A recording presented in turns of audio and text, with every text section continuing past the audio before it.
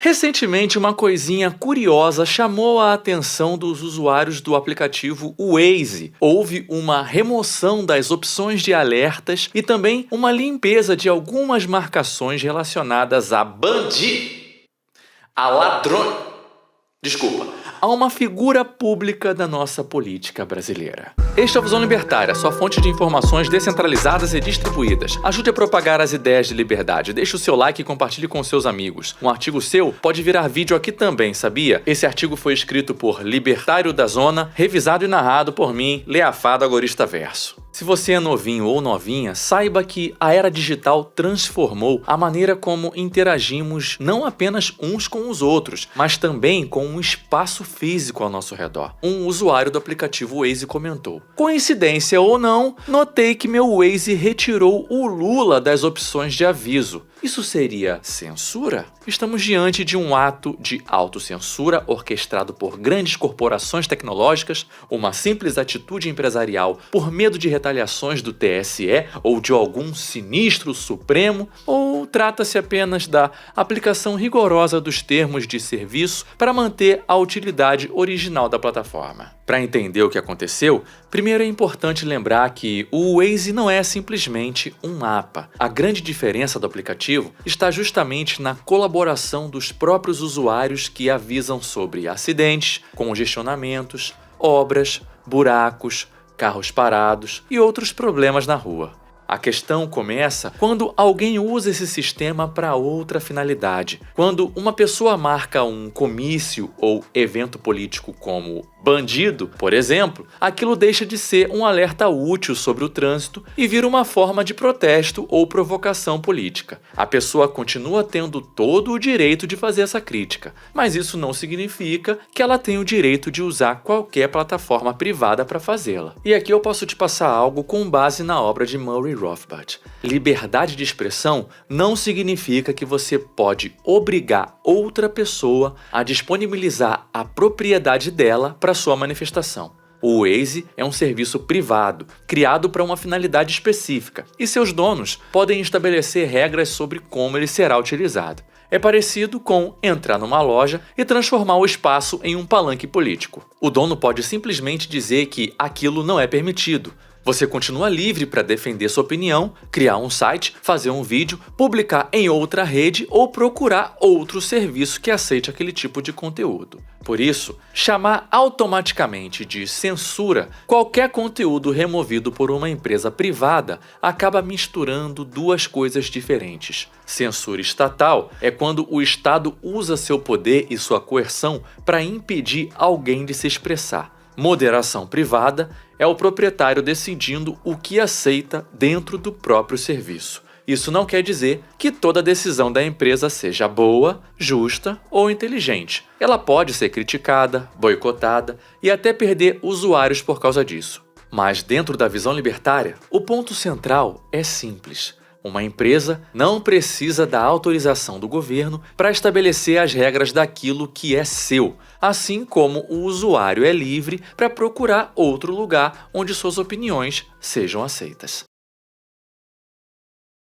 No meio dessa história toda é importante falar o óbvio. Muita gente já tá de saco cheio do PT e do presidente Lula. E muitas dessas pessoas nem precisam ser conservadoras, liberais ou libertárias, não. Uma galera simplesmente resolveu usar os meios que tinha à disposição para criticar o molusco de 9 tentáculos. A fama de ladrão do presidente é enorme e já é uma associação conhecida por boa parte do público. E pelo que o episódio aparentou, tudo aconteceu de forma extremamente orgânica, com usuários comuns participando e não como uma campanha claramente planejada por grandes partidos ou empresas. E essa fama de ladrão não veio do nada, né? Como se boa parte dos brasileiros tivesse acordado numa terça-feira e decidido inventar isso da própria cabeça. O primeiro governo Lula foi marcado pelo escândalo do Mensalão, com compra de apoio político no Congresso e uma série de figuras importantes do PT envolvidas diretamente no caso. O Lula não se envolveu diretamente porque, ele não sabia de nada. Acontecia debaixo do nariz dele e ele não sabia, não estava vendo. Depois veio o segundo mandato do Lula, com novos episódios e denúncias envolvendo o PT e os seus aliados. E quando o assunto parecia ter acabado, veio a Lava Jato, que colocou a Petrobras no centro de um dos maiores escândalos de corrupção da história da América Latina. E aí entra também a memória do período Dilma. Lula deixou a presidência em 2010, mas continuou sendo uma figura central dentro do PT e extremamente influente politicamente durante o governo Dilma. Para muita gente, era difícil separar os dois governos. Dilma era a presidenta, mas Lula continuava sendo visto como o grande líder político por trás do projeto petista. Some isso aos escândalos, às condenações de Lula que posteriormente foram anuladas com argumentos muito duvidosos da incompetente justiça brasileira e a toda a história de corrupção envolvendo o PT desde os anos 90, tá? É desse conjunto de lembranças que vem boa parte da imagem de Lula como ladrão no imaginário popular. Essa fama não nasceu ontem e certamente não vai desaparecer simplesmente porque o aplicativo da Waze proibiu as pessoas de se manifestarem dessa forma.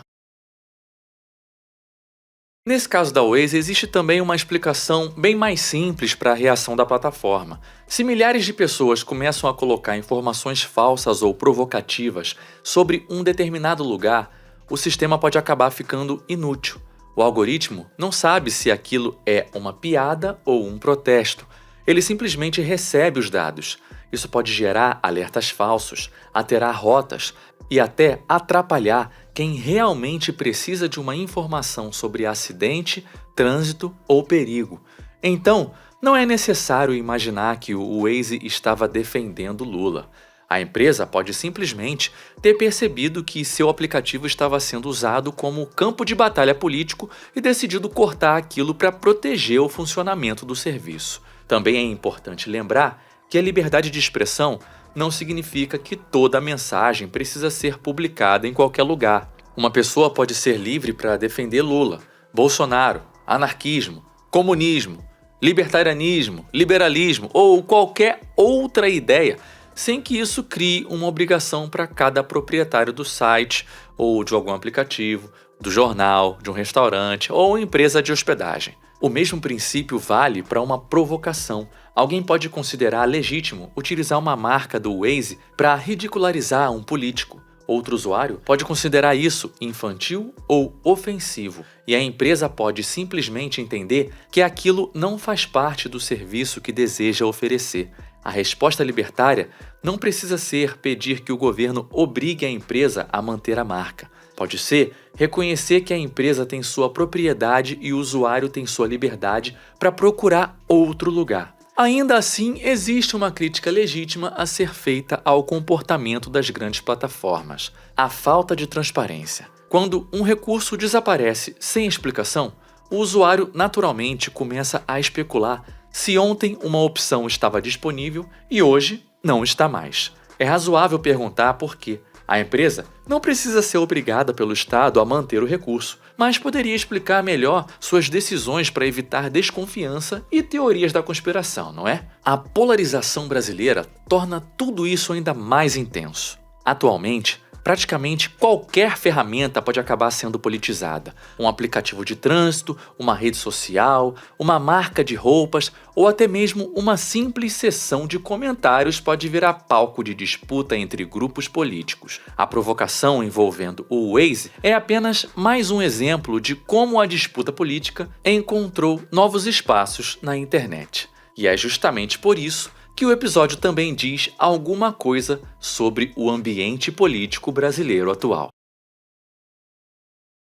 A reação dos usuários do Waze mostra que existe uma parcela significativa da população disposta a transformar qualquer coisinha, até pequenas ferramentas digitais, em espaços de manifestação contra o governo. Nesse caso do do presidente Lula, a utilização dessas ferramentas para fazer provocações políticas pode ser interpretada como mais um sinal do desgaste da imagem do presidente entre seus críticos e da força que o antipetismo ainda possui no debate atual. Contudo, A inquietação do usuário é totalmente compreensível e levanta um alerta importante.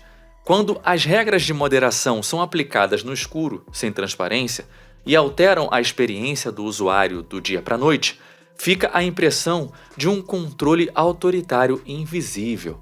Esse episódio do aviso de ladrão do Waze demonstra que, no mundo digital moderno, a linha entre a manutenção da ordem de um serviço e a supressão do comportamento dos usuários é muito tênue.